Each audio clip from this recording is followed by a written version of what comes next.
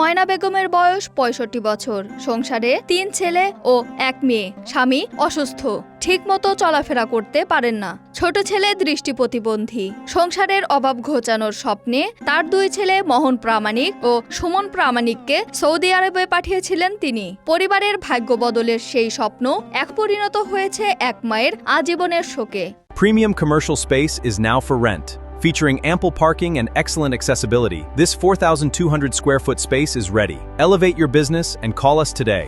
Saudi আরবের রিয়াদ মানফা এলাকায় একটি সোফা তৈরির কারখানায় অগ্নিকাণ্ডে প্রাণ হারান 16 বাংলাদেশি। তাদের মধ্যে নওগাঁর 13 জন। নিহতদের মধ্যে আছেন ময়না বেগমের 2 ছেলে, 22 বছর বয়সী মোহন প্রামাণিক ও 16 বছর বয়সী সুমন প্রামাণিক।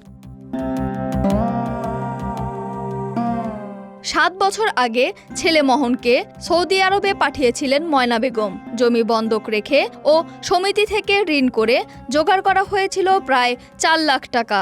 সুদে আসলে সেই ঋণ এখন দাঁড়িয়েছে প্রায় 8 লাখ টাকায়। 2 বছর আগে মেজো ছেলে সুমনও পাড়ি জমান সৌদি আরবে।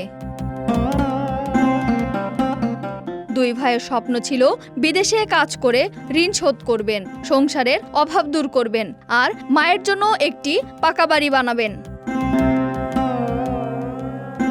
2 ছেলের পাঠানো টাকা দিয়ে মাত্র 4 দিন আগে বাড়ির কাজ শুরু করেছিলেন ময়না বেগম। নির্মাণাধীন সেই বাড়ির ভিটায় দাঁড়িয়েই এখন ছেলেদের স্মৃতি হাতড়ে বেড়াচ্ছেন তিনি।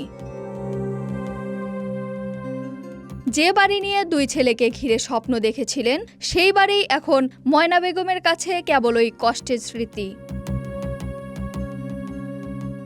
2 ছেলেকে হারানোর শোকের সঙ্গে এখন ময়না বেগমের সামনের আরও বড় চিন্তা, প্রায় 8 লাখ টাকার ঋণ। যে ঋণ শোধ করার স্বপ্ন নিয়ে 2 সন্তান পাড়ি দিয়েছিল সৌদি আরবে, সেই ঋণের বোঝাই এখন পড়ে আছে অসহায় মায়ের কাঁধে। একদিকে 2 সন্তানের মরদেহ দেশে ফেরার অপেক্ষা, অন্যদিকে নির্মাণাধীন বাড়ি আর ঋণের বোঝা। ময়না বেগমের চোখের সামনে এখন শুধু 2 ছেলের স্মৃতি। জীবন অবাক না করলে কে করবে? 28% মিল্ক ফ্যাটের অবাক করার সাথে ফ্রেশ মিল্ক পাউডার। জীবন অবাক করুক প্রতিদিন। বিদেশে গিয়ে পরিবারের ভাগ্য বদলানোর স্বপ্ন দেখেছিলেন মোহন ও সুমন, কিন্তু সেই স্বপ্নের বদলে ঘরে ফিরছে তাদের কফিন। আর মায়ের ঘরে থেকে যাচ্ছে শূন্যতা, কান্না আর ঋণের বোঝা। ইসরাত জাহান ইমু, ঢাকা এক্সপ্রেস।